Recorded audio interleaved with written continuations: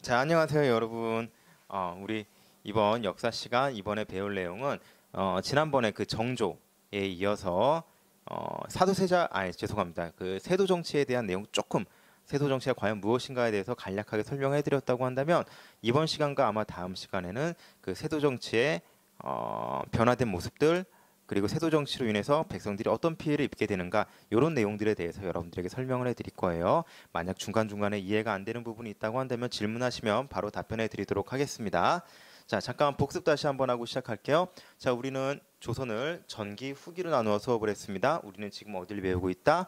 후기의 내용을 배우고 있다. 후기 중에서도 17, 18, 19세기 여기는 여러분들 숙종까지 뭐 예송 이런 거 배웠던 거 기억날까요? 환구 여기서는 영정주의 탕평에 대한 이야기를 배웠고요. 그 다음에 우리가 이번 시간에 배울 내용은 바로 19세기. 19세기라고 해서 완전히 끝자락까지가 아니라 1800년도 중간까지 1860몇 년, 50몇 년까지 대충 배운다고 생각을 하시면 될 것 같아요. 19세기 후반 부분은 이제 여러분들이 좀 익숙하게 알고 있는 이름 흥선대원군 고종 이런 사람들이 등장하게 되거든요. 그 내용은 이제 다다음 시간쯤에 아마 진행하게 될 것 같아요. 자, 그러면 이번 시간에 배울 내용 요 19세기의 내용 있죠? 요거를 이렇게 확대해서 필기한 게 바로 여기입니다. 요거는 계속 여러분들 보여드릴 테니까 요 내용대로 필기를 하시면 되고요. 추가 필기는 요 아래에다 이어서 더 할 건데 지금은 아마 거기까지 진도를 나가지는 않을 것 같아요. 자, 일단 지난번에 배운 내용 잠깐만 복습 한번 하자고 한다면 정조라고 하는 인물이 여러 가지 업적을 굉장히 정치, 경제, 사회면으로 많은 것들을 변화시켰었죠. 뭐 정조의 업적, 뭐 규장각도 있었고요, 뭐 장용영도 있었고, 근데 요거는 빛과 어둠이 분명히 존재한다고 말씀을 드렸었죠. 그런 것도 여러분들이 좀 잘 기억해 주시고, 그 다음에 신해통공, 그거 좀 기억해 달라고 이야기했습니다. 신해통공을 통해서 금난 정권, 난전을 금하는 권리를 폐지하면서 경제가 활성화되었다, 상공업이 발달하게 되었다라는 거 여러분들에게 설명해 드렸습니다. 그런 것 좀 잘 좀 기억해 주세요. 자, 그러나 이제 정조의 한계점, 시스템을 만들어 놓은 것이 아니라 개인의 능력으로 개인기로서 시대의 문제점들을 억눌러 왔었다. 해결했다라기보다는 억눌러 왔었다라고 말씀을 드렸습니다. 자, 그래서 그 문제점들이 언제 폭발하느냐? 순조, 환종, 철종 때에 그 문제점들이 쑥쑥 나오게 된다라는 거 정도 여러분들이 알아두시면 될 것 같아요. 자, 그럼 도대체 이 순조, 환종, 철종 때에는 어떤 일들이 생겼길래 여러 가지 문제점들이 생겨나게 되는가? 요 내용 하나하나 좀 임현정님이 살펴보도록 2326 이현정. 이야기하겠습니다. 어, 먼저 세도 정치의 정의에 대해서 좀 이야기 한번 해보도록 할게요. 이 세도 정치라고 하는 것은 선생님 여기다 필기 해놨죠, 녹색으로. 특정 가문, 특히 특정 가문이라고 하면 이제 안동김 씨라고 여러분들이 그냥 콕 집어서 이야기를 할게요. 요 안동김 씨, 요 가문이 권력을 독점하게 되는 것을 우리는 세도 정치라고 이야기해요. 원래 세도 정치는 좋은 의미의 세도 정치가 존재하였는데 요때는 약간 비꼬는 듯이 이야기를 하는 의미라고 알아두시면 될 것 같습니다. 어, 김세연님이 뭐 2121 안동김 김세연. 씨, 풍양조 씨, 뭐 반남박 씨까지 이렇게 있기도 하지만 그냥 여러분들은 안동김 씨라고 알아두시면 될 것 같아요. 도대체 어느 정도로 권력을 독점하게 되느냐?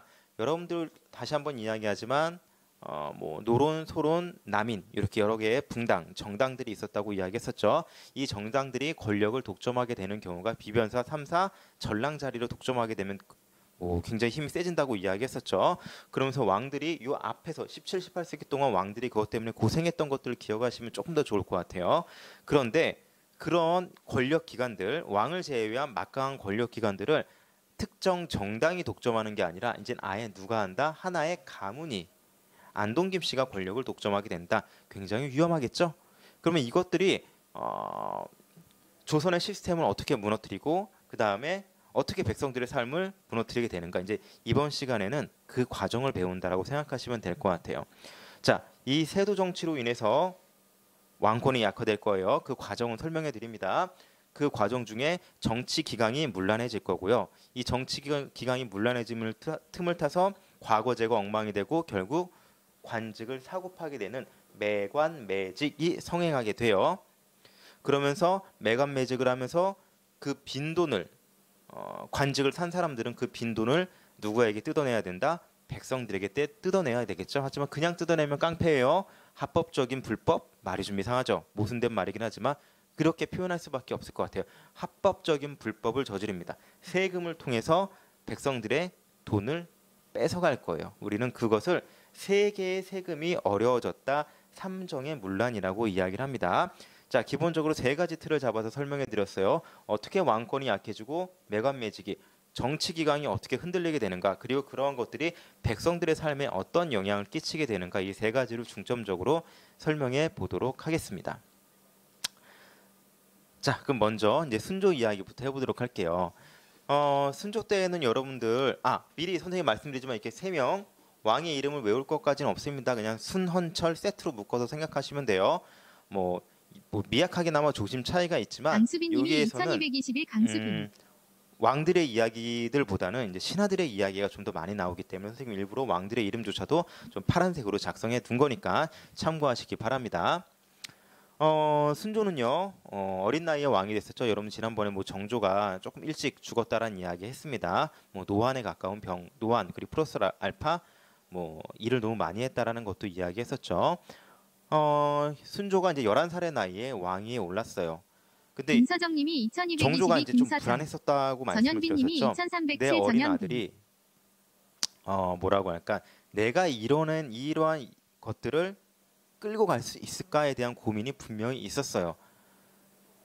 신하들도 잘 믿지 못했고 그러다 보니까 마지막에 누구에게 의존을 했느냐? 신현섭님이 외척 2126 세력에게 의존을 하였다라고 여러분들에게 설명을 해드렸습니다. 자, 요거는 필기하지 않으셔도 돼요. 자, 순조의 비가 누구냐면은 순원왕후라고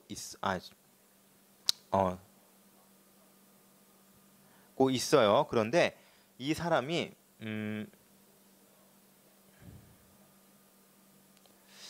안동 김씨, 이 순조의 비가 이제 안동 김씨예요. 자, 이 사람의 아버지가 김조순이라고 하는 사람이 있습니다. 사실은 정조가 이 김조순한테 굉장히 힘을 많이 실어줘요. 정조 같은 경우는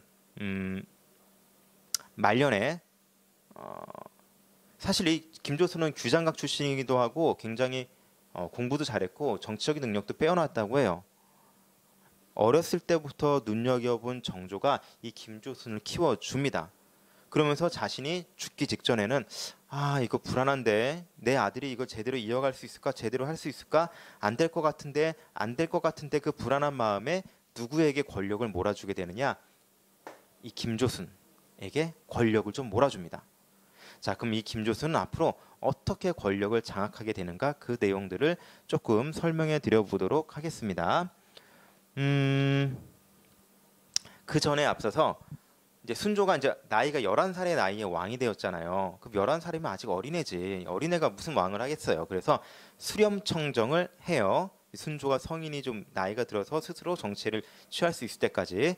그때 이제 누가 대신 수렴청정을 하게 되느냐?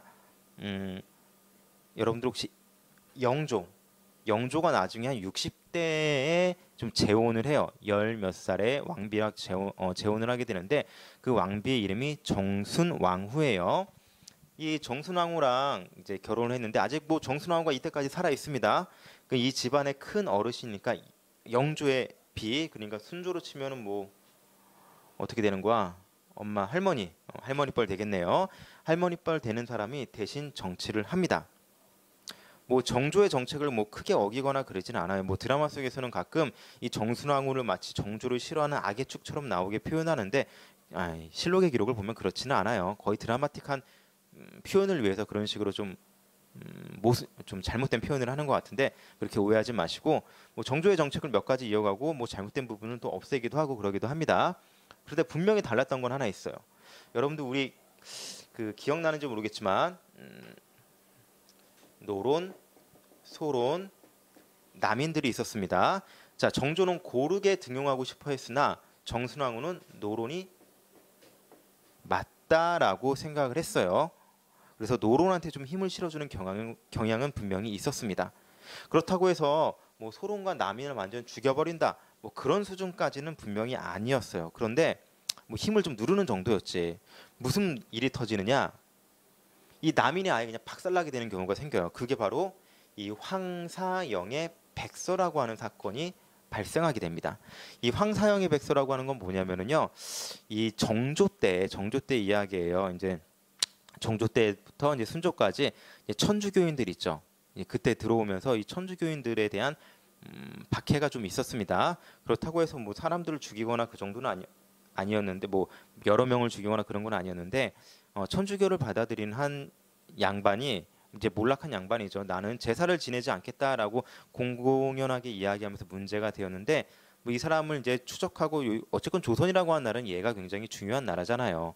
그러다 보니까 이러한 그런 것들을 좀 해결하기 위해서 뭐 찾다 보니까 천주교라는 게 존재하였고, 이 천주교인들이 예를 어긴다, 조선의 국법을 어긴다라고 해서 천주교인 그 한 명을 사형을 해요.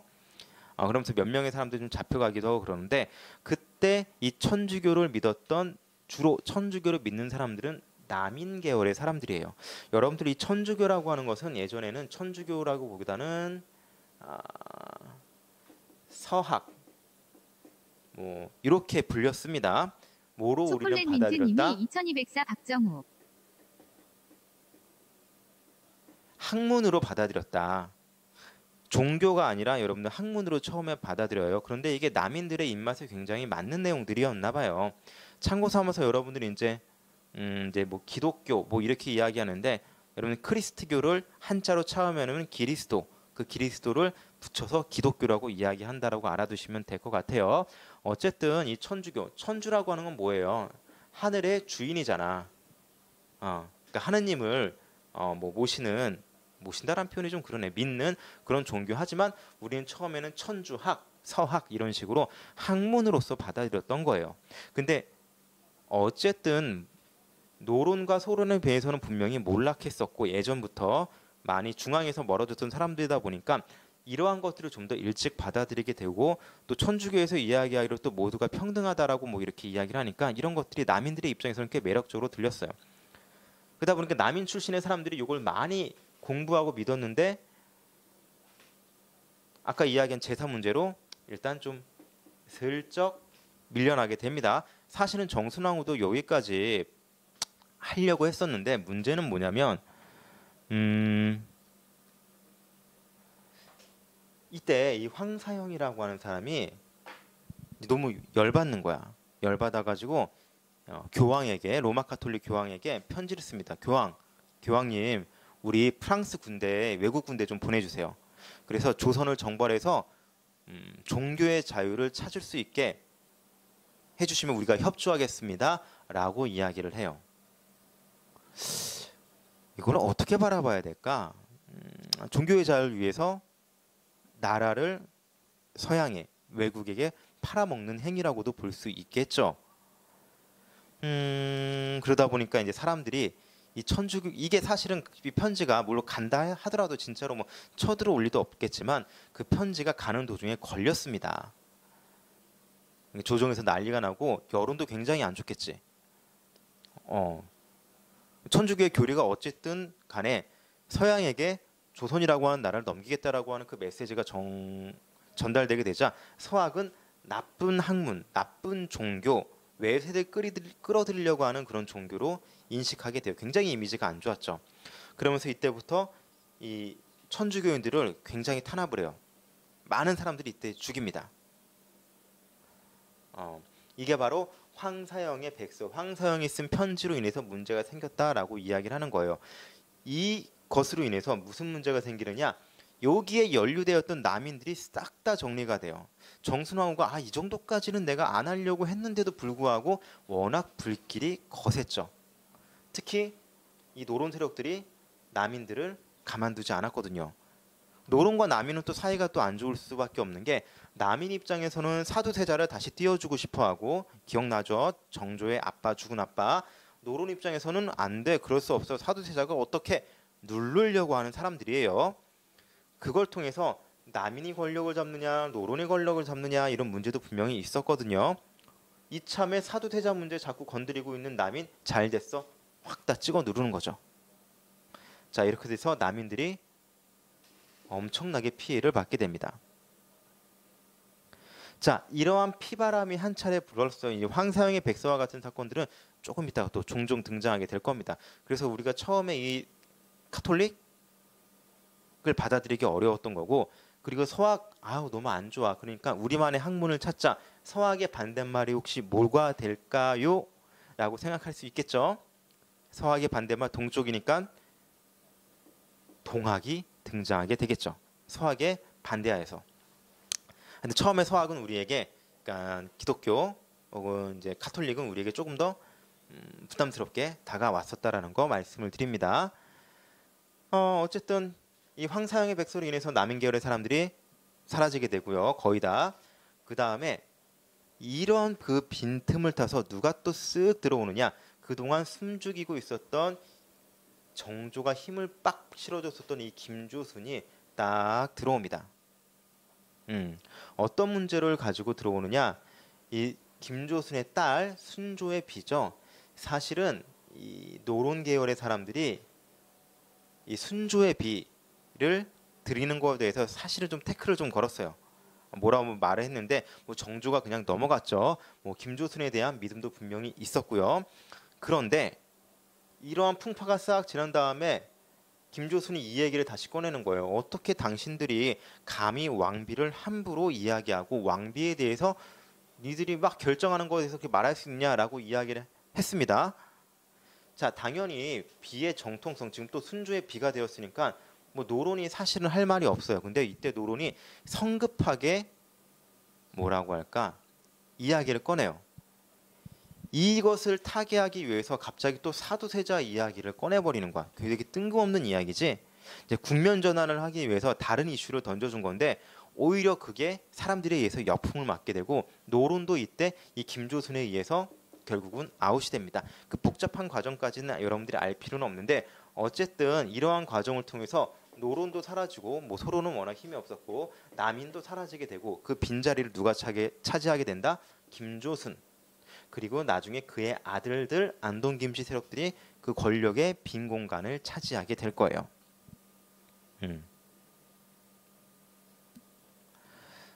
자, 이게 참 아이러니한 거예요. 여러분들 정조는 왕이 될 때 이 외척 세력들 때문에 굉장히 고생을 많이 했거든요. 그리고 외척을 척결하기 위해서 자기의 외가 쪽도 그리고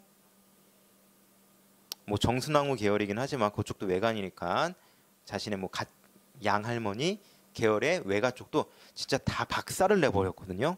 외척은 안 돼. 그 다음에 나의 정치적 경호 실장이라고 부를 수 있는 누구야? 갑자기 왜 기억이 안 나지? 왜 기억이 안 날까? 하여튼 정조가 어렸을 때부터 그 왕이 될 수 있게 도와주었던 그런 사람이 있었습니다. 그 사람도 외척이 되기 위해서 막 정조한테 왕비 자기 동생 보내고 외척 세력 들리고 막 별의별 짓을 다 하는데 그 사람도 결국 다 잘라내고 외척을 완전히 제거했던 사람인데 자신이 죽기 전에 이 불안한 마음에 결국 힘을 실어준 김조순이 권력을 장악하게 된다라는 것은 굉장히 아이러니한 이야기예요. 물론 김조순 본인 스스로는 처신을 굉장히 잘합니다. 평판도 굉장히 좋아요. 실제로는 이 안동 김씨가 권력을 장악해서 나라가 무너지게 되는 거는 이 김조순의 아들들이 권력을 장악하게 되면서의 문제예요. 김조순 사후.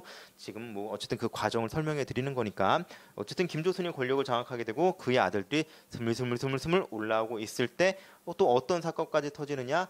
홍경래의 난이라는 것도 터지게 됩니다. 이 홍경래의 난이라고 하는 건 뭐냐면 이제 서북 지역. 여러분들 뭐 지도로 한번 잠깐 볼게요. 여기 있죠? 평양 일대 요 서북 지역은요. 예전부터 차별을 좀 많이 받았어요. 세금도 많이 빼앗기고 관직에 오르는 사람도 거의 없었을 거예요. 이때 몰락한 양반 출신 그리고 몇 차례 과거 시험을 떨어졌던 홍경래가 왜 이렇게 우리 지역에 대해서 차별을 할까? 안 되겠다라고 하면서 한 10년 동안 난을 준비해요. 근데 물론 몰락한 양반이 무슨 돈이 있겠어. 권력이 어디 있겠어. 주변에 여러 상인들을 모아서 군대를 만들어요. 총도 가지고 있고 무기도 있고 군사훈련도 하는 일정한 조직을 만들어요. 이거 굉장한 거지 사실은. 그럼 왜 이런 사람들은 여기에 또 참여했는가? 이 상인들은 여러분 조선 후기로 들어가게 되면서 상공업이 발달하게 되어서 막대한 부가 축적이 된다고 했었죠. 그런데 아까도 이야기했지만 김치호. 서북 지역, 요 평양 일대에 대한 차별 단순하게 관직에 대한 이야기뿐만이 아니라 세금도 좀 많이 걷어간 게 있었어. 그러니까 이런 것에 대한 불만들이 많이 쌓인 상인들이 홍경래와 손을 잡고 군대를 만들어서 어떻게 하느냐? 주간님이 2528 이주하. 반란을 일으켜요. 그게 바로 홍경래의 난이에요. 아마 여러분들이 홍경래라고 하는 사람은 어디서 이름을 들어봤냐면 그 드라마 그거 있죠? 구름이 벗어난 달빛인가? 하여튼 그 박보검 나오는 그 드라마 있을 거예요. 그 박보검을 좋아하는 여자 주인공의 아빠가 아마 홍경래로 나오는 걸로 저는 기억을 하고 있거든요. 물론 제가 봤던 건 아니라서 명확하진 않지만, 자 어쨌든 이 홍경래라고 하는 사람이 반란을 일으켰으나 이거 진압이 좀 금방 돼요. 사실 지방의 반란군이 뭐라고 할까, 중앙군을, 정규군을 제거한다라는 거, 그리고 나라를 뒤집어 엎는다는 게 쉽지는 않은 결과 일이에요. 어쨌든 그 홍경래의 난이 일어나서 진압되는 과정까지는 다 설명해 드릴 수 없으나 요거 한번 보세요. 밀란의 씨앗을 남겼다라는 게 뭐냐면, 사실 홍경래의 난은요 처음에는 뭐 세도 정치의 반발 이런 거 아니에요. 아니, 순조가 집권한 지 얼마 안 돼서 일어난 건데 아직 세도 정치가 일어나지도 않았고 막 준비 중인 상황에서 무슨 세도 정치에 대한 반발이야. 그냥 예전부터 쌓여 있었던, 영종조 때도 있었지만 영종주가 그래도 어쨌든 잘 억누르고 있었지만 쌓여 있었던 그 불만들이 폭발한 거예요. 쉽게 이야기하면은 몰락한 양반, 차별받던 양반층, 그 다음에 과도하게 세금을 빼앗기던 상인들, 이런 사람들이 묶여서 자신들의 권익을 위해서, 이익을 위해서 반란을 일으켰으나 나중에 여러분들이 정주성이라고 해서 홍경래와 관련된 사람들이 최후의 항전을 하던 곳이 정주성이라고 하는 곳이 있거든요. 그 정주성에 모였을 때 이 홍경래가 어떻게 하느냐, 모든 차별을 철폐해요. 양반, 천민, 농민 할 거 없이 모두 다 평등하게 하고 다 같이 싸우고 다 같이 음식을 나눠 가지고 다 같이 준비했던 거예요. 물론 실패로 끝나게 되죠. 그리고 이 정주성이 갖췄던 이 홍경래와 관련된 사람들, 그리고 그 안에 싸웠던 모든 농민들이 싸그리 다 몰살당하게 돼요. 하지만 이러한 이야기가 백성들의 마음속에 들어가는 거야. 처음에는 분명히 특정 계층의 권력을, 특정 계층의 이익을 대변하는 난이었는데 후반으로 가면 갈수록 뭘 이야기해? 농민들의 평등을 이야기한 난이 되어버린 거야. 그 이런 이야기들이 어떻게 된다? 점점 퍼지게 되면서 백성들의 마음속에 이런 밀란에 대한 씨앗을 남겨놓게 되었다 정도만 기억하시면 돼요. 뭐 황사형의 백성, 홍경래의 난 그닥 중요하지 않아요. 자, 어찌 되었든 간에 이 순조 때까지는 이 조금 혼란스러웠고 세도 정치가 막 힘을 키울 단계였다라고 알아두시면 될 것 같아요. 그럼 여러분들 이렇게 질문할 거예요. 선생님, 지금까지 왕에 대한 이야기가 한마디도 없네요. 그럼 순조 뭐 했나요? 뭐 나름 열심히 했는데, 이런 사람 있죠. 열심히는 하는데 진심은 아니다. 여러분들도 있죠. 책상 앞에 앉아서 열심히 공부하고 필기는 되게 열심히 하는데 사실은 진심은 아니고 그냥 노력하는 척만 하는 사람들 분명히 있을 거예요. 약간 그런 느낌이라고 보시면 돼요. 순조는요 업무를 안 보거나 그러진 않았어요. 근데 기본적으로 투쟁심, 권력에 대한 욕심, 혹은 어찌되었든 간에 반대 세력들과 투쟁하고 그 권력을 차지하기 위해서 노력하고 그런 것들이 분명히 필요했습니다. 왕으로서는 당연히 그런 것들이 필요한데 그런 것들을 아예 피했던 거예요. 그러니까 뭐 제대로 일이 돌아가는 게 없겠죠. 반대 세력에 부딪히면은 에이 그럼 뭐 말지, 이런 식으로. 그러다가 이 홍경래의 난을 겪고 난 다음에 크게 충격을 먹었다고요. 아니, 난 나름대로 열심히 하는데 야 니들이 이렇게 반란까지 일으켜? 하면서 모든 일을 좀 놔버렸다고 해요. 그런데 국가가 왕이 없으면 어쩌고 돌아가지 않을 거 아니에요. 근데 이 순조가 뭘 하느냐? 대리 청정을 시킵니다. 그게 바로 누구냐면 자신의 아들인 효명 세자에게, 아직 순조가 이제 30대 젊은 나이인데 이 효명 세자에게 대리 청정을 시켜요. 근데 대개 이럴 경우는 여러분 어떻게 해요? 선생님이 지금까지 이야기했습니다.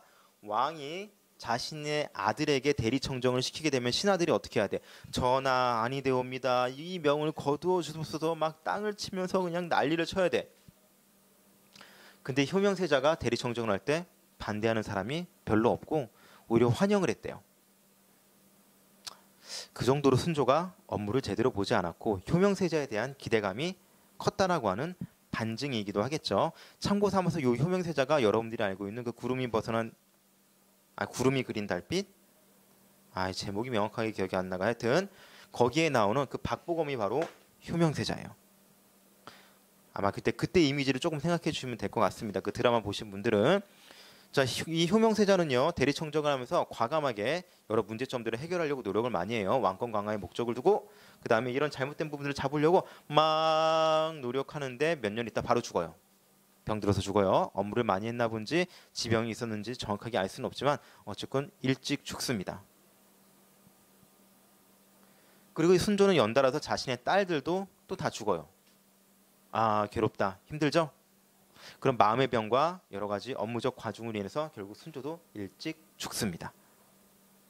자, 여기서 커다란 변화를 주려고 했었던 효명세자도 죽고 순조도 죽어버리니 누가 왕이 되는가? 효명세자의 아들 8살이었던 헌종이 왕위에 오르게 됩니다. 자, 근데 이때부터 이제 사람들이 생각을 해요. 이때는 이제 김조순이 죽은 다음에 이야기예요. 김조순이 죽은 다음에 우리가 안전하게 이 권력을 잘 잡으려면 어떻게 하면 좋을까? 이 왕비 외가 쪽 사람을 안동김 씨가 꽉 집어야겠구나라고 생각을 해서 이 헌종의 비 역시도 결국 안동김 씨에서 또 나와요. 순조의 비도 안동김 씨, 헌종의 비도 안동김 씨예요. 그럼 참고 삼아서 철종의 비도 누구일까요? 어느 가문? 맞아요. 안동김 씨 가문에서 나올 거예요. 3대 왕이 모두 다 외가 쪽 사람들이 누가 되었다? 안동김 씨 세력에서 나오게 되었다. 라고 알아두시면 될 것 같습니다. 자, 어쨌든 이제 헌종이 너무 8살의 어린 나이에 왕이 되었습니다. 할 수 있는 게 뭐가 있어요? 또 없겠지. 그럼 누가 해야 할까? 그 집안의 큰 어르신이 또 수렴청정을 할 거예요. 대리청정과 수렴청정은 달라요. 대리청정은 내가 세자한테 대신 시키는 거고 수렴청정은 아직 나이가 어릴 때 위에 있는 어르신이 대신 맡아서 해주는 겁니다. 누가 하느냐? 순조의 비. 안동김 씨. 이 순원왕후라고 하는 사람이 있거든요. 이 사람이 이제 수렴청정을 맡게 되었습니다. 근데 이 사람이 정치에 대해서 몰라. 그러니까 누구한테 부탁하느냐? 우리 오빠 김조순의 아들들이 있지. 우리 오빠들한테 오빠 정치 어떻게 해야 돼? 오빠들이 알아서 해줘라고 권력을 다 몰아주는 거야. 다시 말해서 이때에는 순조 때에는 세도 정치에 틀이 잡혔다고 한다면 본격적으로 세도 정치가 판을 키우고 권력을 남용하게 되는 게 바로 어느 때다? 바로 요 헌종 때라고 보시면 될 것 같아요. 이 순원왕후 같은 경우는 이제 순조의 비죠. 뭐 정치를 모르니까 오빠들이 알아서 해라고 해서 안동김 씨 세력이 권력을 장악하게 되고 이 안동김 씨 세력이 뭐 비변사, 삼사, 전랑 다 차지하게 됩니다. 자, 이제부터 이 사람들의 눈밖에 나면은 관직에 제대로 오르지 못해요. 그럼 이 사람들한테 잘 보여야지 어떻게 할 수 있다라는 거, 관직에 오를 수 있다라는 거지. 관직에 오르려면 잘 보이고 싶어. 그럼 어떻게 해야 돼? 뭘 바쳐야 될까? 뇌물을 바쳐야겠죠. 근데 그 뇌물은 어디서 날까요? 뭐 내 돈 내서 빚 내서 사겠지. 뭐 주겠지. 그럼 내가 관직을 얻게 되었어. 그 관직을 얻었으니까 그 다음에 뭐 하고 싶어? 본전 뽑고 싶지 않을까요? 그럼 본전을 어떻게 뽑아야 돼? 백성들을 어떻게 할까? 쥐어짜겠지. 이 백성들에게 야, 내놔라고 가져오면 깡패고 어떻게 걷어오면 합리적인 불법 아까 이야기했었죠. 할 수 있을까? 세금을 과도하게 쥐어짜는 거예요. 그리고 그 돈을 받아서 다시 나는 좀 더 높은 관직을 오르기 위해서 또 돈을 쓰겠죠. 이제부터 어떻게 될까? 백성들이 죽어나는 거예요. 여러분 참고 삼아서 얘기해 주자고 한다면 뭐 정확하진 않아요. 이제 쌀 한 가마니 가격을 현대의 지금 가격과 비교해서 대략적으로 측정을 해봤어요. 선생님이 또 계산을 해봤거든요. 그러다 보니까 여러분들 지방의 수령 있죠. 지방의 사또 하나 자리 얻는데 대략 6억에서 7억 원 정도가 들어요. 야, 이거 엄청나죠. 그러면 만약에 더 높은 자리에 가려면 더 많은 돈들이 필요하겠죠. 이것들을 누구한테 쥐어짜게 된다? 바로 백성들에게 쥐어짜게 될 것이다. 백성들의 삶이 너무나도 어려워지겠죠.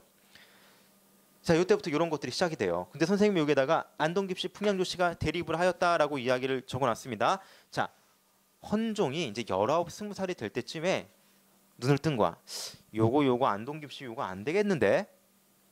요거 내 왕으로서의 권한까지 넘보고 지들 마음대로 정치를 하네.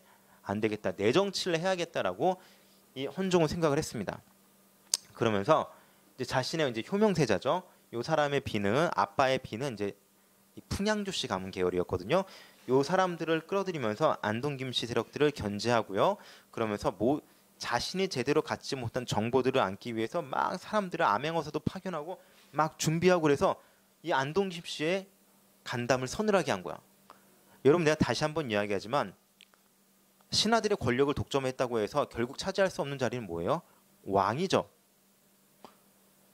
왕이라고 하는 자리는 그 모든 것을 다 뒤집을 수 있는 자리이기도 해요. 맘만 먹으면 신민들의 그 생사 여탈권을 가지고 있으니까 목숨을 쥐고 있으니까 그러니까 뭐야 안동규씨 이거 뭐야 밀리는 거 아니야 이거 어떻게 되는 거야 어떻게 되지라고 할 때 헌종이 죽어요. 21살이었나 20살의 나이인가 일찍 죽어요. 안동김씨 입장에서 어때? 땡큐하고 쾌재를 불렀겠죠. 근데 문제는 뭐예요? 헌종이 후사가 없이 아들이 없이 일찍 죽어버렸어요. 자, 그러니까 어떻게 해야 될까요? 저기 멀리서 다시 데리고 와야 됩니다. 이제 어느 때쯤이냐? 여러분들 그 사도세자일 거예요. 사도세자의 배달 이제 아들뻘 이제 후궁 쪽에서 낳은 아들 쪽 라인 중에 한 명이 아직 살아 있는데 그 중에서 한 명이 바로 이 철종이에요. 그러니까 헌종의 먼 친척, 먼 삼촌뻘 되는 사람을 데리고 옵니다. 강화도령 이원범이라고도 이야기하는데 아마 철종에 대한 이야기는 여러분들 또 은근히 들어봤을 거예요. 되게 좀 지식이 부족한 좀 모자른 사람 이렇게도 알 수 있겠지만 여러분들 강화도로 옮겨가서 공부도 한 번도 배우지 못한 사람 바보처럼 알고 있지만 그 정도는 아니에요. 철종의 아버지 형님들이 영모죄에 엮여서 강화도로 쫓겨나서 강화도에 산 거는 사실 5년밖에 되지 않아요. 다시 말해서 그 전까지는 한양에서 살고 있었고요. 한양에서 소학까지는 공부를 했어요. 소학이 뭐냐면은 여러분들 책 중에서 대학 소학 이런 책이 있어요. 공자맹자 이런 책도 있겠지만 좀 더 쉽게 이야기하면 이제 소학이라고 하는 개념은 어렸을 때 배우는 예절 교육 같은 거 있죠. 여러분들 초등학교 때 배웠던 바른 생활, 바르게 말하기, 건강하게 자라요, 튼튼하게 자라요, 쑥쑥이 체조, 이런 것도 있겠죠. 이런 것들, 이런 소학에 대해서는 이미 좀 띄었다고 해요. 이 철종 자체가. 그런데 철종이 어차피 유배됐으니까 자기 형과 아버지가 좀 영모죄에 엮여서 죽었거든요. 그래서 몰래 살고 있었는데 갑자기 철종이 열심히 농사짓고 있는데 군인들이 막 왔었대요. 그러니까 철종은 어떻게 된 거야? 와, 우리 형님이랑 아버지 때처럼 나도 잡혀가도 죽는구나라고 해가지고 막 도망가서 어디에 자기 방에 숨어서 막 벌벌 떨고 있었는데 갑자기 군인들이 문을 탁 열더니 전하 입궐하셔야죠라고 하는 거예요. 열심히 순박한 시골 청년이 농사짓고 착하게 살았더니 아이고 결국에 왕이 되었구나. 아우 참 아름다운 동화 같은 이야기다라고도 겉으로 보기에는 그럴 수 있겠지만 이 모든 것들을 누가 지금 조작한 거예요? 안동 김씨가 왕마저도 이제 선택을 해버렸네요. 당연히 철종의 비도 누구한테 올까요? 안동 김씨까지. 자, 철종은 소학까지 배웠던 왕이에요. 근데 소학 겨우 배운 거 가지고 이 정치판에서 살아남을 수 있을까요? 권력 투쟁에서 살아남을 수 있을까요? 아니죠. 철종은 아무것도 할 수 있는 게 없었겠죠. 그럼 오로지 할 수 있는 게 뭐였을까? 알아야지 뭘 하지. 음주, 여색. 오로지 철종이 할 수 있는 건 그거밖에 없었다고 해요. 그럼 그 과정 동안 안동김 씨 뭐 했을까? 이제 권력을 완벽하게 틀어주겠죠. 그러면서 왕권 약화, 매관매직, 삼종의 문란이 아주 극심해졌다라는 거예요.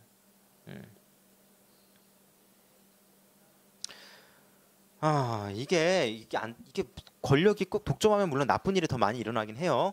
근데 독점했다고 해서 반드시 나쁘지는 않을 수도 있겠죠. 근데 앞서서 우리 기억나는지 모르겠습니다. 뭐 예송이라든지 환국이라든지 탕평 때 뭐 건전하게 토론하는 경우도 있었지만 상대방을 제거하기 위해서 말도 안 되는 걸로 꼬투리 잡은 적도 분명히 있어요.